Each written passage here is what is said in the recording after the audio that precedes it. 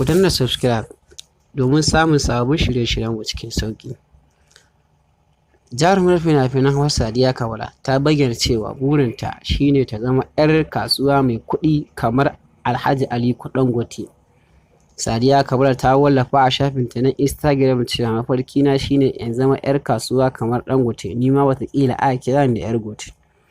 Wannan batu na jaruma dai ya sanya cece-kuce tsakanin mabiyanta da waɗanda suka riƙa bayyana mabambantan ra'ayi a kai, yayin da wasu ke mata fatan alkhairi, wasu kuwa tuni ma suka fara kiranta da yargote.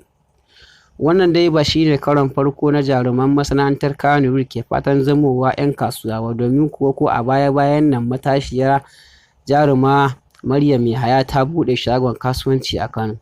Haka kuma a makon da ya gabata a wata tattaunawa da jarumi Nuhu ya yi da sashen Hausa na BBC ya bayyana cewa shi ma yana haɗawa da sana'o'i baya ga harkarsa ta wasan kwaikwayo. Idan wannan shine zuwanka na farko wannan tashar, ka danna subscribe domin samun sabon shirye-shiryenmu cikin sauƙi. Idan kuma ka riga ka mana subscribe to kai like ɗin wannan bidiyon. Mun gode.